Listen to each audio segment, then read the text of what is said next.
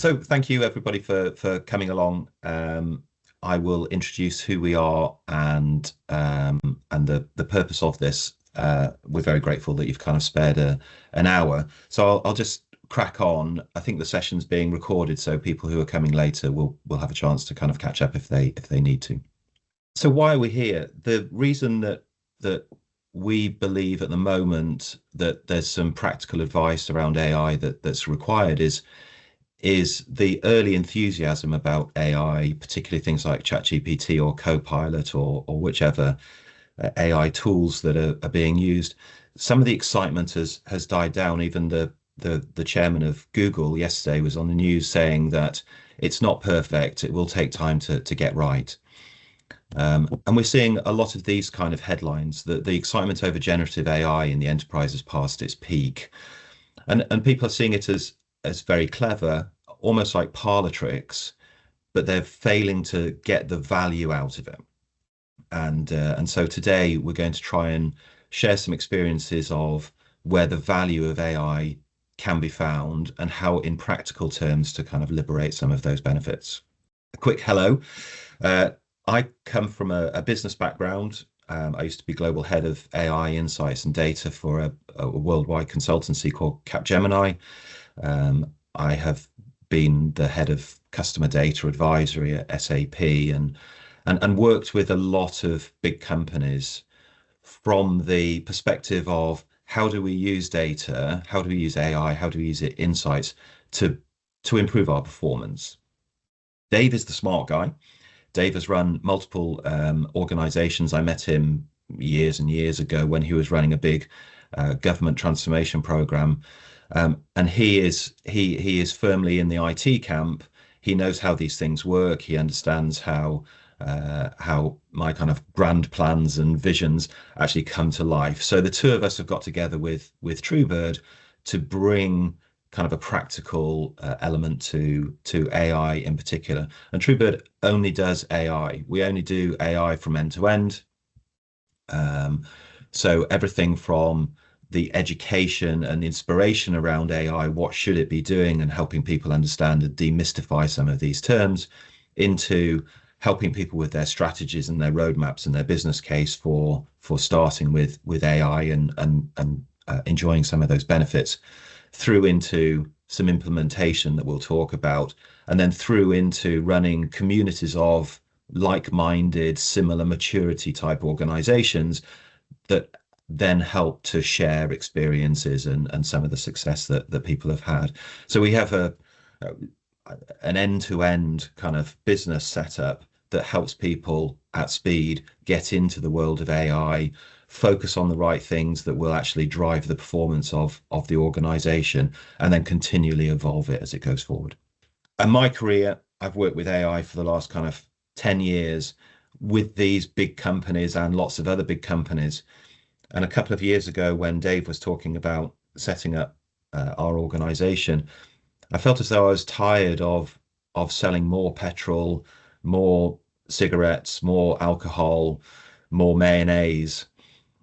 But all of the experience that I gained from working with these big companies was valuable in the market. And what's happened in the last kind of couple of years is that the accessibility to AI, the price point, has made AI available to pretty much every organization, and the licensing costs of AI is attractive to everybody.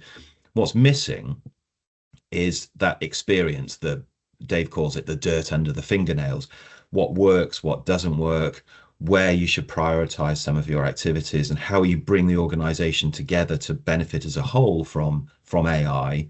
That's what we're going to try and bring a little of today. And as TrueBird, we now, instead of working with big global brands on the left-hand side, we try to work with charities. We work in healthcare, we work in education, we work with small businesses. We work with the kind of people that we believe should gain the most benefit from this AI world. And what I would say is, I would encourage everybody to kind of connect on LinkedIn or send me an email. There will inevitably be some questions that come out of this session. We're quite happy to work with people one-to-one and set up calls or discussions to discuss your unique challenges or ambitions with the AI world, and try to give some practical guidance on that. So if there's just one thing that you remember from the presentation today, please get in contact with us, and we're very, very happy to kind of try and help as much as we can, because we believe in your mission and what you're trying to achieve. And just to kind of bring a high level philosophical approach to this, where in the last 10 years I've seen AI play out, it's actually improved people's jobs, it's improved people's roles, and allowed people to focus on the things that people are good at. And the leading organizations now are the ones who have successfully married these human qualities, our creativity, our empathy, our judgment, our accountability, with the things that machines do very well, and AI has made it easy for the machines to be interacted with. So looking for patterns in huge oceans of data, or orchestration of processes, or using unstructured data and finding meaning in kind of lots and lots of words. Those are the things that machines are very good at. And the organizations that I've worked with over the last 10 years have successfully brought those two things together. It frees up more human time to do the things that we're great at, and it takes away a lot of the donkey work that the machines are very capable of doing. And we'll talk a bit more about that in the session. So counterintuitively, I'm going to start with a story about ice cream, and everybody kind of rolls their eyes at this point and says, what's the relevance to us? But I'll explain the relevance in a second. So about 8 or 9 years ago, I was called into Ben and Jerry's, and they said, we want you to prove or disprove everything we believe about Ben and Jerry's using data. And here are 26, I think 27 assumptions that we make. And we want a dispassionate, data-led view of whether these assumptions are right or not, because they have a huge influence on our performance. And so I've just picked out a couple here. A lot of their assumptions were correct, but some of them we proved to be incorrect. So the first one here, they believe that Ben and Jerry's is an impulse buy. All ice cream is an impulse buy. So they were engaging with their audiences on a Friday or Saturday, so that Ben and Jerry's would be fore of mind when people do their big shop on a weekend in a supermarket. And what we found with the data and using AI techniques was, uniquely, Ben and Jerry's is a planned purchase. People would say, I've had a terrible week. All I'm going to do is spend the weekend lying on the sofa spooning Ben and Jerry's into my mouth. Or I've got people coming round at the weekend. I can't afford very much, but I want to treat them. I'm going to serve them Ben and Jerry's at the end of the meal, and they'll like that. And what we were able to do from pretty complex data science was to then recommend to Ben and Jerry's that they brought forward their advertising into the Tuesday and Wednesday slots, which were a lot cheaper, and they were more effective. They actually reached the people in a way that was meaningful to people. The other one was customers. They believe that customers love the continual reinvention of flavors. And if you know anything about Ben and Jerry's, they have 100 different seasonal flavors at any given time. And there's only so many combinations of kind of vanilla and chocolate swirls and fudge and marshmallows and giving it a funky name before it starts looking a bit tired. And we proved that actually people were confused about this. And with a lot of kind of data resource and a lot of highly skilled data scientists, we showed them that actually they would be better off spending that money on different things. So we just transferred the cost that they were investing into continual reinvention of flavors into, first of all, we identified the rise of veganism and lactose intolerance, and there wasn't a non-dairy variant of an ice cream at that time. So we recommended that they put some of their spend into developing non-dairy. And you'll see now in the supermarkets, there's a lot of non-dairy Ben and Jerry's and the sister brands Magnum that is available to people, because it met their needs. And also you will see different formats. So instead of just being a tub of Ben and Jerry's, which was the only format that was available, people wanted to eat Ben and Jerry's outside their homes, and in different occasions. So now you see Ben and Jerry's and particularly Magnum on a stick that will allow people to interact with the brand in a way that it was going. And the impact of using data in this way, using AI, using data science, was enormous. There were huge benefits for Ben and Jerry's. I will stop talking about ice cream now. The reason I'm talking about this is when we did it, it took a whole load of data scientists. It was a 9-month exercise that cost, in rough terms, €1 million. We had to choose which markets we were looking at, and we had to make hypotheses that were sometimes incomplete, sometimes incorrect. But the key point of challenging assumptions, challenging the way that your organization works, is particularly valid. And Dave and I repeated this exercise a few months ago using the tools that are available with AI now. And in particular, we use Microsoft Copilot. And what we found was me, as a non-technical person, could replicate the things that we were doing for Ben and Jerry's. It took about 3 days to get to the level of insight that we had previously. I could cover multiple markets, look at different segments of customers, look at the different audiences, and it led to a whole bunch of innovation ideas that we discussed between ourselves. You know, we are not deep in the world of ice cream, but it led to a whole different way of looking at this particular business. And the relevance is that you can do this as well. If I, as a marketing person, can use the tools that are available with a bit of coaching, you can look at your organization and create those benefits for your organization. And that's the reason that I think that the hype and there's disappointment about AI, but with some coaching about how to actually use it and keeping in mind the fact that the fundamentals of business, the fundamentals of organizations haven't changed. It's just the capabilities, the things that you can do have changed. With a bit of coaching, and hopefully we'll get some of that today, you will be able to do these things that previously only the biggest global organizations had the budgets or the wherewithal to be able to do. And so AI applies to organizations in kind of a number of broad ways. First of all, we hear conversations about data privacy and compliance. How do we maintain our reputation, our ethical direction in this AI era? And there's a lot of uncertainty and lack of momentum that comes from a lack of understanding about, is AI going to release our confidential information out into a wider audience? How do I stay compliant? How do I use AI in an ethical way that's not seen as being gaming or suspicious in any way? AI can support human expertise.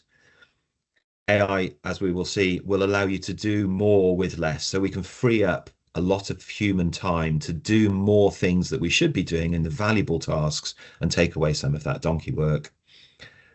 We can improve our engagement with the people that we're serving and the people who are funding us to do those activities in a better way. We can understand what their individual needs are, and we can connect with people in a more meaningful way. And really the outcomes and the evolution of how we move forward in this AI era, we will look a little bit about what outcomes can we expect, how do we set up our organization to capitalize on AI. And I often describe AI as like electricity. It's just something that is across the whole organization, but it has to be joined up. You have to have a plan for how you're going to use AI. You can't just plug things in and hope that things will improve. You need some level of planning, and we'll talk about that in a second. So today there are 3 conversations that we have with all of our clients in different variants, but it kind of reflects the state of maturity that they're in. The first conversation that we commonly have with people is, I just don't know what AI is. I know it's out there. I know I should be using it.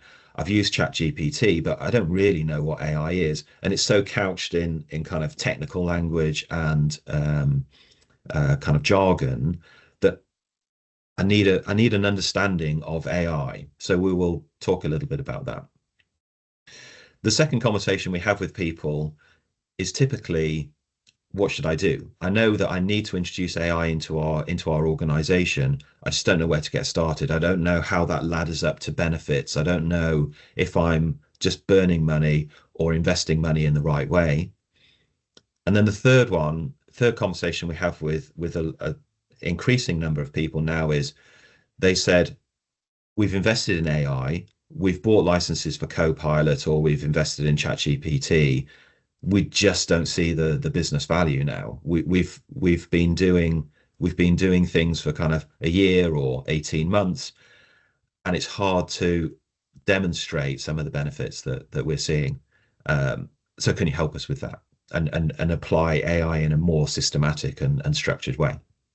So we'll address those three areas today.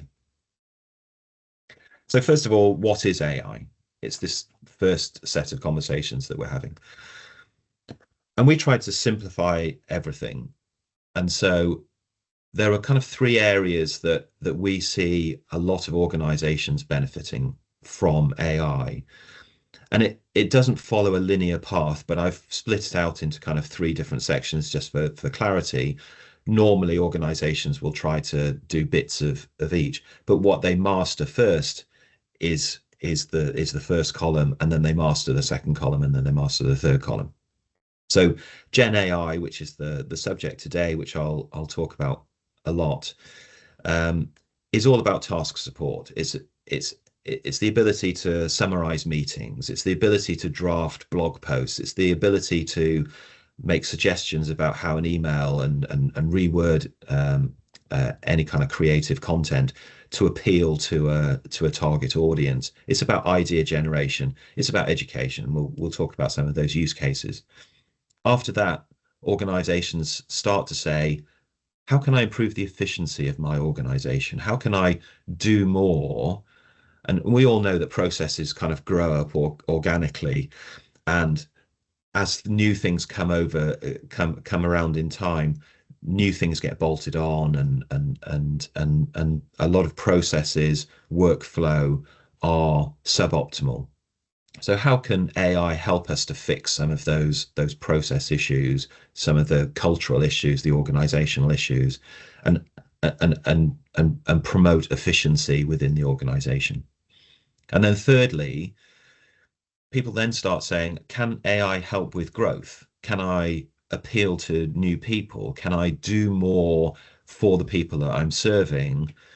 And then insights come in to help with the decisions, to help with the advice, looking at trends, looking at markets, looking at where there are unmet needs in order to grow and scale the activities of an organization, and often introduce new activities that there's the capability of doing. You just hadn't kind of crossed the radar that these are other things that we can be doing to serve our audiences.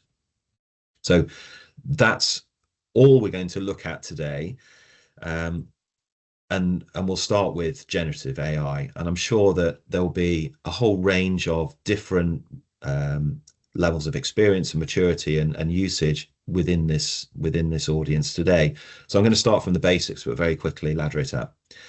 And we have a lot of materials about this. If anyone wants our materials about what's the first things that you should be doing with some of these tools, through to what are the more advanced use cases, to what are the leading things that people are using these tools for, we have a lot of materials, and we're very, very happy to share those and talk you through them.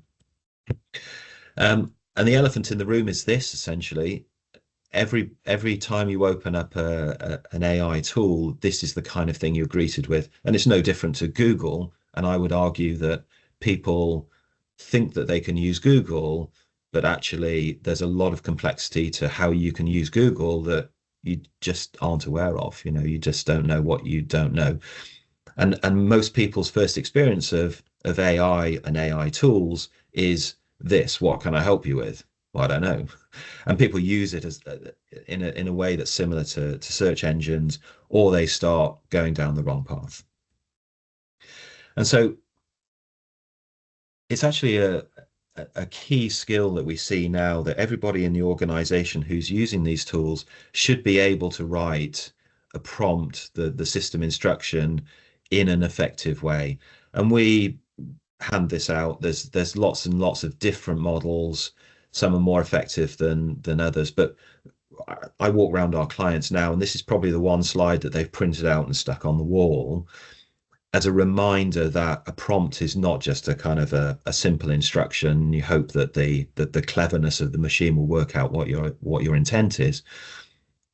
It's a structured way of writing a prompt. So I don't propose to read through the slide, but it is useful to give some kind of context. I want you to act as a marketing expert or a skeptic or the CFO. I want you to act in a way that's going to give me an answer that is useful to me.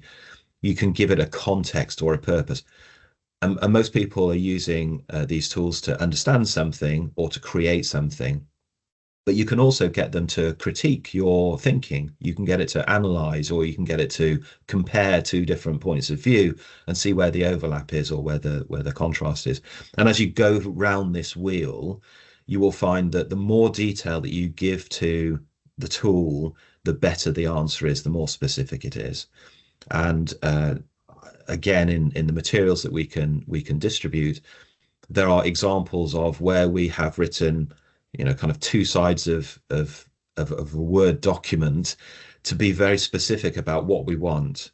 And if you imagine, lots of people compare these tools to a good graduate. If you imagine saying to a graduate, go and make me a coffee, you might end up with a black coffee or too much milk or instant granules or whatever. That if you say to somebody, go and make me a coffee, and this is how I like it, and this is the amount of milk I want in it, and this is the output will be better. And it's exactly the same with these tools.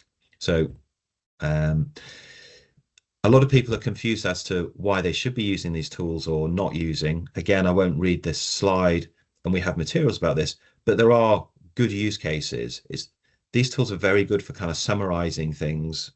You might have got used to the fact that Teams, or there are lots of kind of tools for meetings, will summarize the content of the meeting from the various people who have discussed things, allocate actions.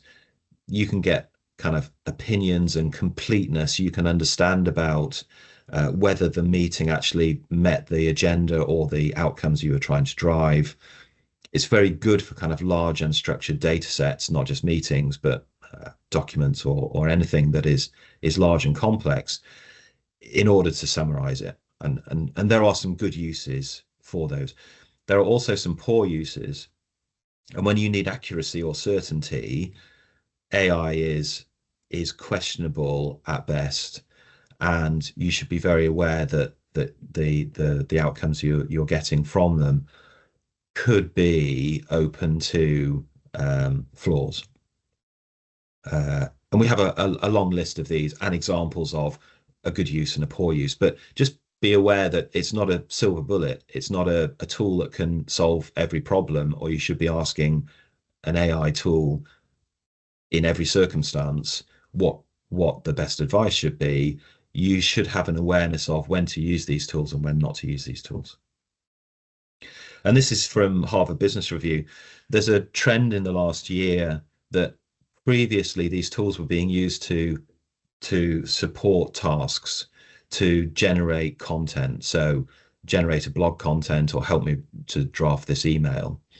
And what's happening as the maturity and people are using these tools more is that there's a trend towards give me advice, give me help, give me some education about things. And it's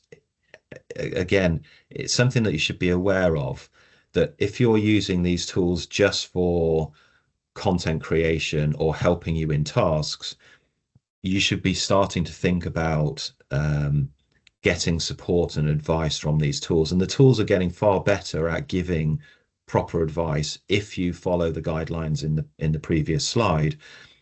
Help me generate some ideas, help me find purpose. I want to live healthier. All of these things are use cases that are rising in popularity because the tools are getting far, far better at providing sensible, practical answers to those. And so taking on that theme, a few people say, what kind of things can we do? You can use these tools for things like psychological tension. What are the conflicting thoughts, emotions, desires of a busy parent when trying to choose a healthy snack? I've chosen an illustrative example there, but you can gain a greater appreciation of how people think and the tensions and the conflicts in their lives when they're making decisions. So it's not just about content, it's about understanding people and getting closer to people.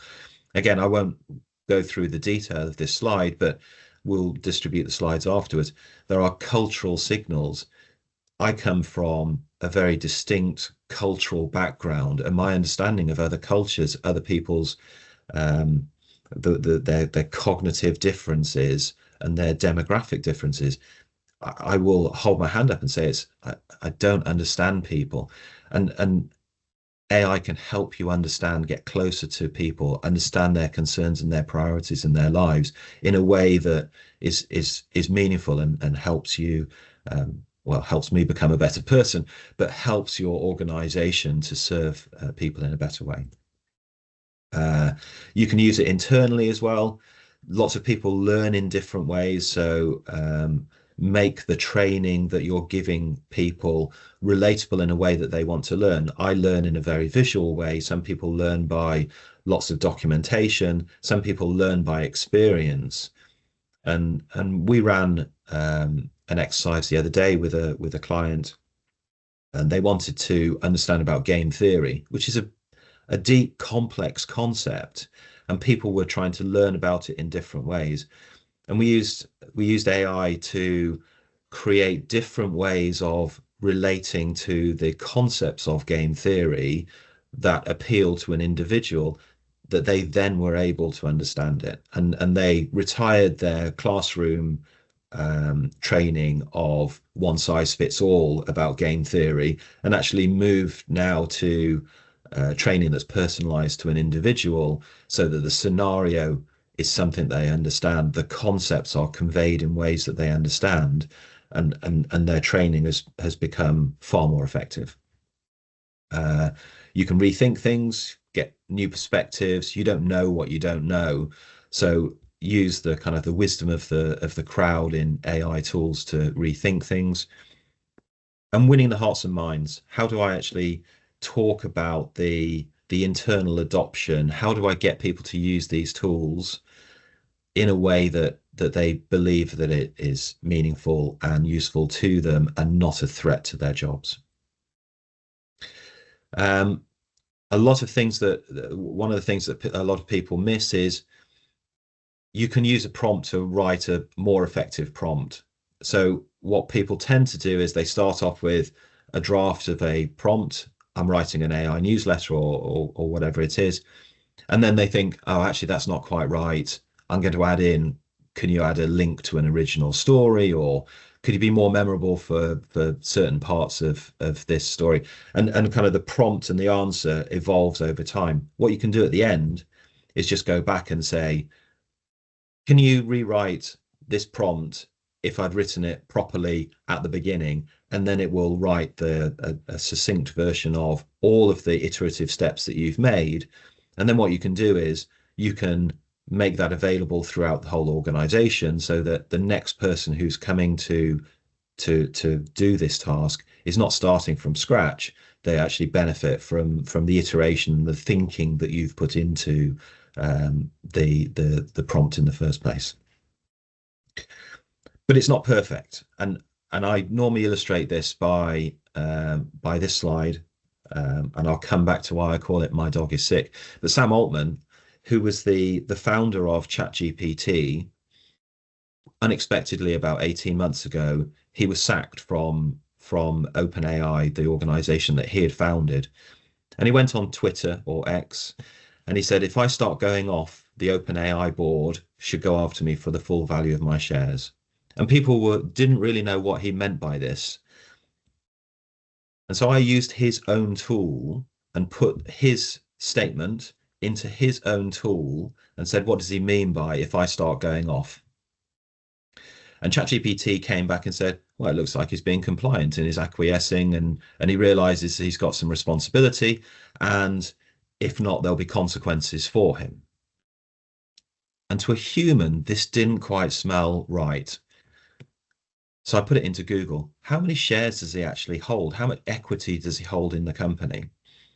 And it turns out he holds no equity. What he was actually saying in the statement was the complete opposite of what AI thought he was saying, which is, I'm going to burn this house down, and if you don't reinstate me, there's going to be a lot of trouble for a lot of people.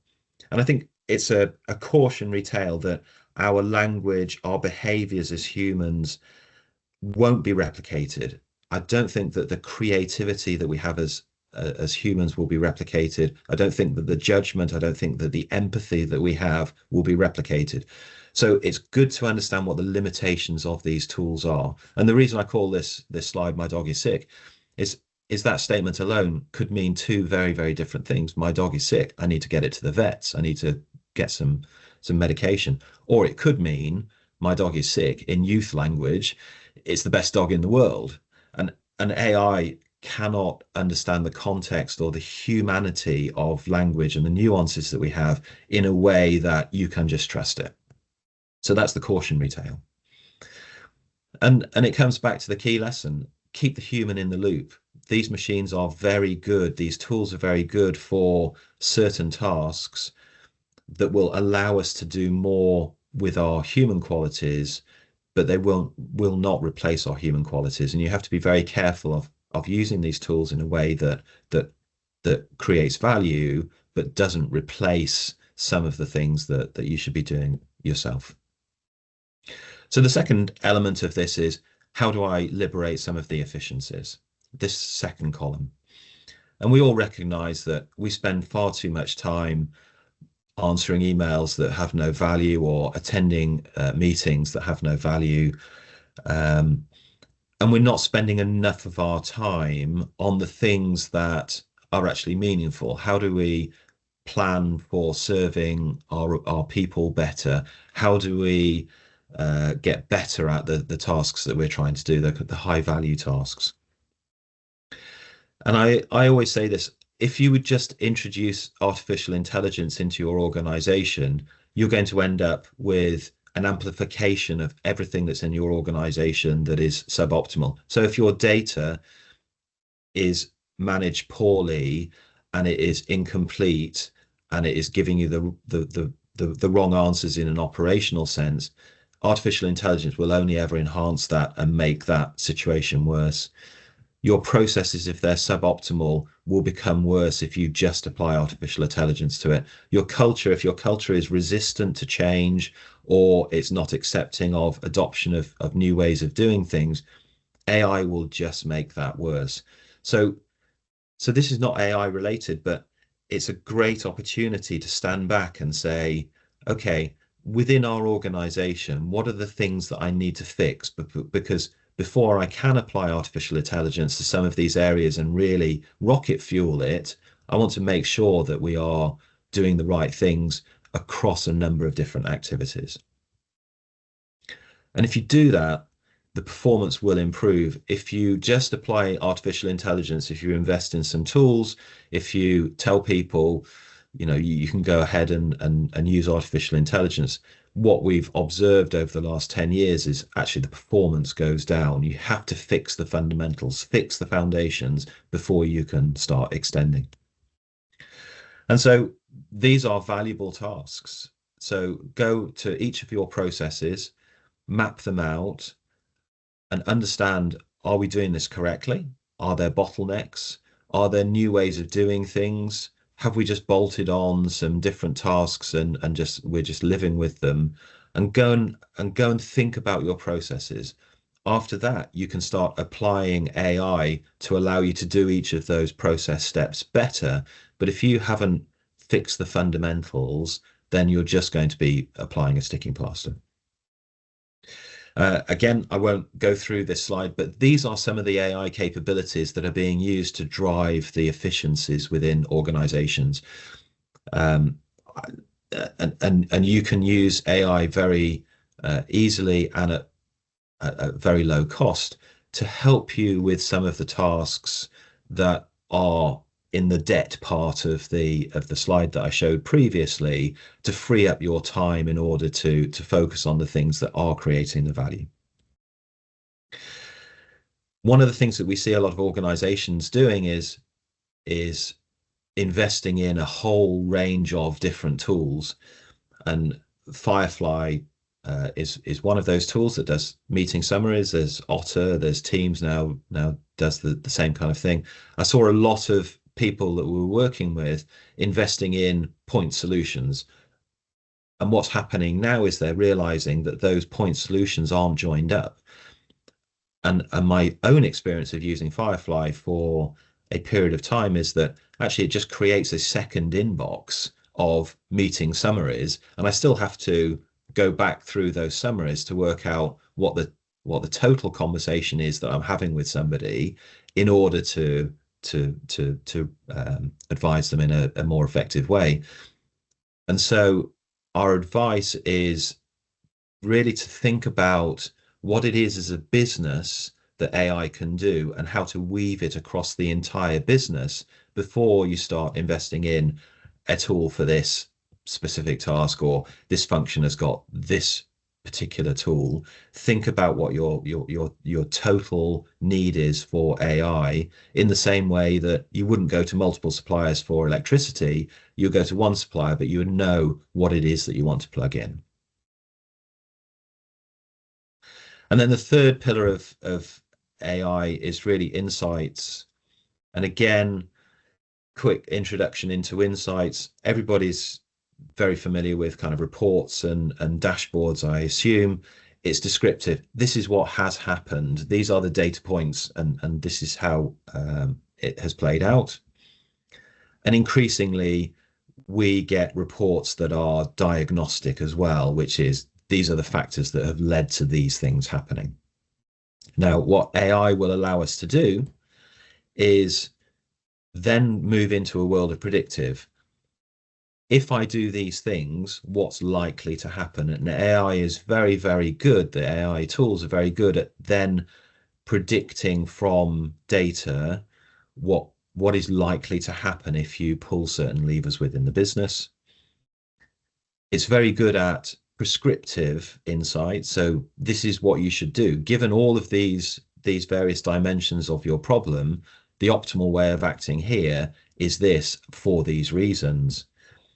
And then increasingly, we're seeing decisions being autonomous. The low value, predictable, repeatable type of decisions that are in every type of organization are being taken away by AI that is just automating some of those decisions, and actions and events are taken on the back of the data informing AI what is the next best thing to do.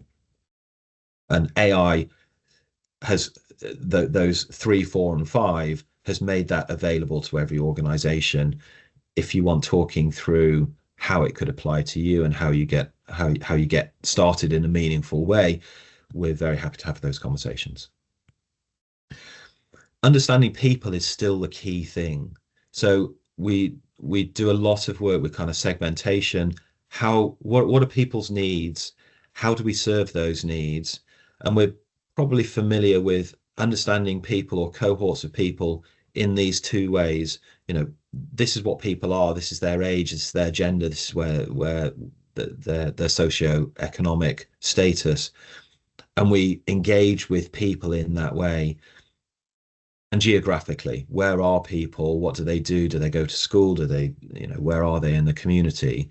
That's the type of segmentation that is still most common in terms of us understanding who we're serving and how we're engaging with people. What AI is very good at is two additional things. It can look at psychographic markers. What are people thinking? What are their values? What are their beliefs? What are their attitudes? And so you can understand people on a kind of a cognitive level in a far better way using AI. And then behavioral. What do people do? What are the things that they're doing? How can I help people according to the things that they actually do, and how can I engage with them? AI is particularly good at that, and we can provide a lot of examples and how you can start using some of those more advanced understandings of people to improve your performance. And I won't talk about this slide, but we'll distribute the slides afterwards. Essentially, AI can help across a whole range of timeframes. So from your strategy, what should our mission be? What are the societal trends that I should be understanding? How do I engage with people? Those big kind of meaty questions AI is particularly good at. And as you come to smaller timeframes, the planning, the annual cycles, the way that you set up your organization for budgetary cycles, how do I most effectively plan for the next year, through to operations? What is it that we're doing? What's effective? What isn't effective?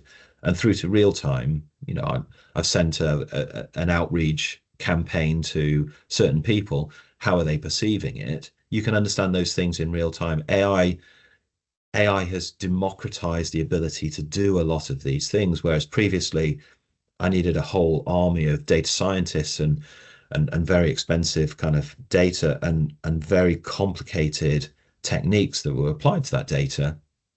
What we're seeing now is that the AI tools will allow every organization to have access to these insights.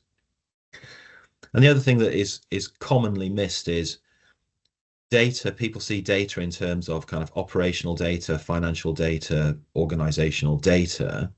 What AI is bringing into the picture is the huge amount of data that's under the waterline, effectively, which is the experience that people have got, the know-how, the way that things just happen. And you can use AI to capture the brilliant expertise of the people within your organization. And when inevitably someone leaves an organization, all of that expertise is typically lost. You can capture it and interrogate it and make it available to everyone within the organization. So I'm just raising the flag on the fact that the way that you think about data should be changing in terms of human data and the expertise that's locked up in people.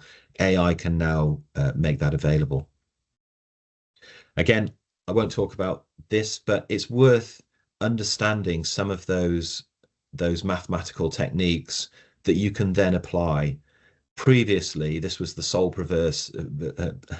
domain of data scientists who understood these very complex mathematical techniques. If you have a basic understanding of what they will do, you can now use AI tools in order to apply these to your own situation. I've given some examples here of how some of these mathematical techniques can be applied to what you're doing.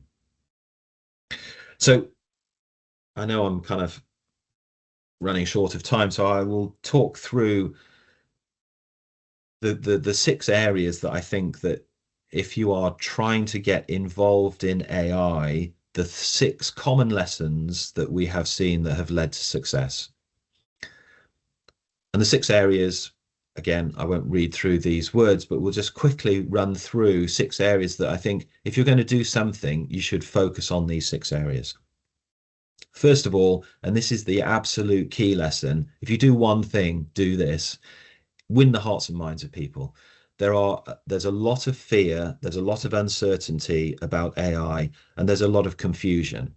And I would say if there's one factor that has differentiated between successful projects that I've worked on and less successful projects that I've worked on, it's the emphasis on winning the hearts and minds. The tools are available, the ways of using them, the use cases for them, essentially is the easy part of it.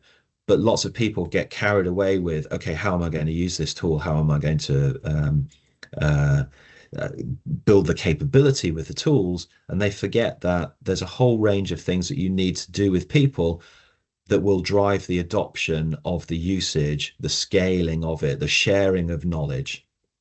And I've given some ideas here about the types of things that you can do. People need to be educated and upskilled. They need to feel as though AI is useful to them and safe and available. You need some kind of community within the organization that will share best practice, that will drive forwards the AI agenda.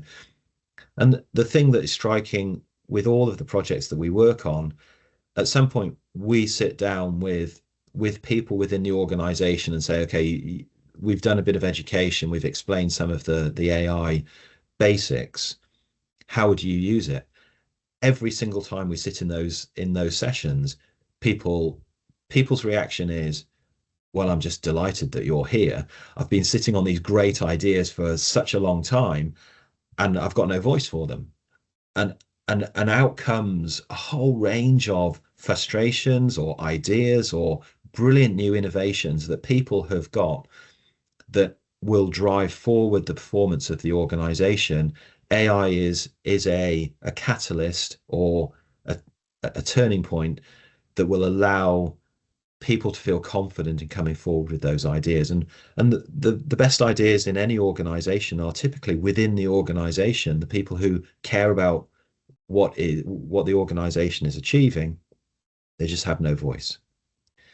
The second thing is get the balance right. So there's always a tension between kind of broadly the business, who are like skippy ponies and they want to do things. They want to use these tools. They want to get out there and push the boundaries. They want to upload data into ChatGPT and analyze it and see what it can do and whatever else.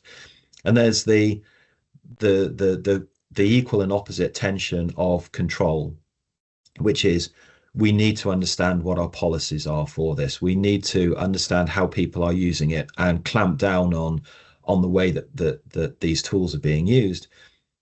And in the leading organizations, that balance is right. And we can help write sensible policies about usage. We can help create that balance so that the business are exploiting and experimenting with the capabilities of AI, but you know that you're using it in a compliant, ethical way. And getting that balance right is absolutely crucial. We see so many organizations saying, we're just going to ban any AI tool from our organization, in which case you're missing out on the benefits. And then we see other organizations that say, yeah, just use these tools in whatever way you see fit. And again, you are putting the reputation or the usage of confidential or personal data at risk there. The third one, again, we have a lot of materials that will help you do this for yourself, but you need a strategy. You need to have some kind of vision for what AI will do across a number of different dimensions that galvanizes the belief in AI across your whole organization. So I've pulled out some different dimensions here, and you won't get there on day one, but you will get there on month 6 or month 9. So what you have to do is define where you're heading to. This is our vision for the full maturity of AI, and I've simplified some of these statements for the sake of illustration. But what are the steps that we're going to take that will then ladder up to this full maturity? So what do we want AI to achieve initially? What are the things that we can do in the next week or 2 weeks that will set in motion the momentum for becoming an AI-enabled organization? And I've put illustrative statements against each of the outcomes to give you an idea of, for your organization, can you think about what you can be doing to take those first steps on each of the dimensions? The fourth thing is it's very beneficial to have a plan and a roadmap and to prioritize things. And the way that we do things, debate whether this is the right way or not, but we understand all of the opportunity within the organization to use AI to improve either the efficiency or the growth or the compliance of the organization. And we plot each of those opportunities on a pretty simple matrix, which is, here's the impact that this AI initiative will actually drive against what's the complexity or the effort in implementing that initiative. And from that, clearly you would pick off the ones with the least effort but the highest impact first of all, and then internally demonstrate the value of AI, what AI has brought to the organization to build that belief and that enthusiasm. And the dotted lines represent, okay, this is what we can do relatively quickly, but we know that there's a fuller version of this AI service that we need to get to. And again, you're not waiting for kind of months and months to see the benefits. You're creating those benefits in days and weeks, but you know you've got a plan to get to the end point. A lot of things that get missed are the measurement of AI. You won't always get these initiatives right. So over a balanced scorecard, you can Google balanced scorecard. Kaplan and Norton are kind of the leaders in this space. How is AI actually benefiting your organization in terms of the people that you're serving, either internally or externally, the financial measures, the organizational measures, the process measures? And again, I've written some kind of illustrative measures there. Each organization will have different objectives that you're trying to fulfill, and the measures should reflect those objectives that you're trying to drive. And then the last lesson is, never forget that the fundamentals of any organization haven't changed. AI will just allow you to do things in a better way if you use AI in an appropriate way. And we have a lot of benchmarks that allow people to start prioritizing what they should be doing initially with AI and what they should be deferring to a later stage, that we've gathered from 10 years worth of projects that will allow the kind of the building of the momentum and the quick wins in order to get into AI in a meaningful way. And often the person investing in some of these AI capabilities is going to be the CFO. They want some evidence of, okay, here's the benefits case, here's the business plan for this. We're able to support that. And so those are the 6 areas that I see are differentiators of success. And then very quickly, I'll talk through some of the services that we've implemented.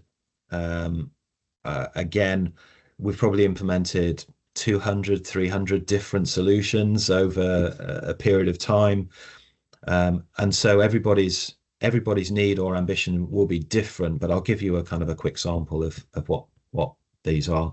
The first one is an AI tool that we've created that captures that always on innovation within the organization. We go and run workshops with people, and that these great ideas come out. Typically we'll get 100 different ideas, some of which are not related to AI at all. They're just things that people have been sitting on and they just want to voice them. A lot of them are kind of AI solutions that could support the things. But when we leave, there's no voice again. So what you can do is put an AI tool onto everyone's desktop or into Teams or into Outlook that will allow people to give their ideas, and it will then rank those ideas. It will refine them by engaging other people who might be involved in those ideas, and you will end up with a continual pipeline of innovation. So how do I continuously improve the performance of my business, either through efficiencies or growth? Those can be captured and prioritized in a systematic way using AI. The second one, when I worked in consultancy, I was obsessed by, why do some of our RFP responses win and some don't? And I used a lot of kind of my data science resource to understand the difference between did I hit the right win themes? Did I prioritize my response in the right way? Was it clear enough? And I looked at a pool of applications that were successful or not successful. I know that a lot of charities make a lot of applications for funding, and this is the kind of AI tool that can help improve the success rate. And just as a gauge, my success rate for my department went from 1 in 4 successful applications to under 1 in 2, so about 1 in 1.5. The ratio of wins was successful because I could use data and AI to guide how I was going to respond to an application, and also to validate it once I'd written the application. It still relied a lot on human expertise, but it was a support tool that allowed the greater success.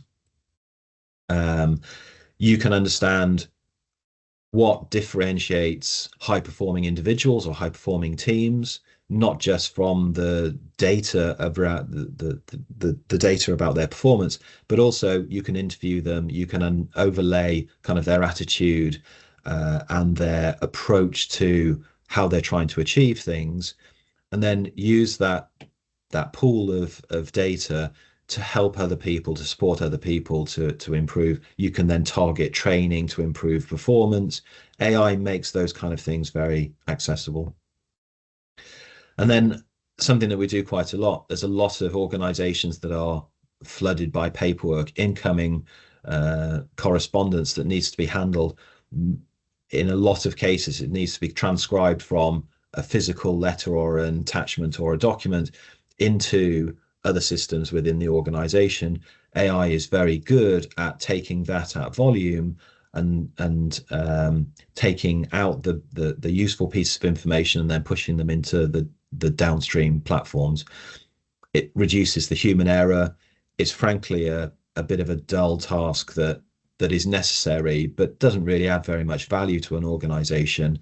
And we have AI solutions that will allow the transcribing and the dissemination of that information into the other systems that you've got, can automate it.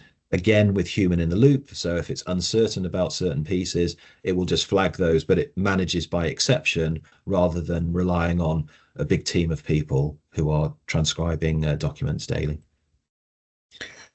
And this is one of the services that we offer to get people started. So we start off with educating people about AI. And I know that we've had a very kind of quick tour of different areas of AI, but we bring it to life. We're storytellers. We've got lots of examples, use cases, and we listen to what your needs are and what your ambitions are, and we will tailor that education piece around what's going to be useful to you. I've talked a little bit about this, but we co-create what your AI future looks like. We don't come with answers, but we have structured methods for engaging with people across your organization to understand where AI could be applied. And again, we're quite happy to share those materials if you want to run those sessions yourself without us, or if you want to get advice from us about how to most effectively run those.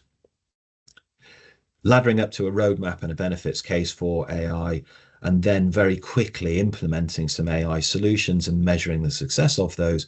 And as I said, that should be in days and weeks, not months and years. The old the old IT paradigm of, okay, we'll go and get the requirements, and then we'll build it over the next 12 months, and then we'll have a limited release and see how it goes, and then AI has washed that away. AI allows you to create some of these solutions that are meaningful, progressive solutions very, very quickly, and then evolve them over time.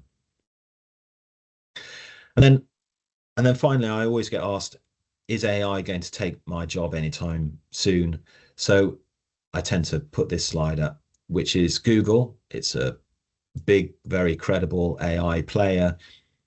Fruits that end with and Google came back with the answer, I'm not sure about this, but I think it's apple banana strawberry tomato and coconut, and most notably, it's missed out plum, which is probably the only fruit that would fit the criteria. So we talk about AI being the rise of human expertise, and how I've seen it play out in the last 10 years. That is exactly what's happened. These tools will support you in your job, but they will not replace the human expertise. They will actually help to amplify the human factors that we've got. And so that's it. As I said right at the beginning, please feel free to contact us. We've only touched on kind of the very high level of some of these things, and I recognize that everybody is in a different stage of their AI journey. We'd be delighted to talk to everybody. You can connect with us on LinkedIn. You can email us. You can get in contact via Qlic.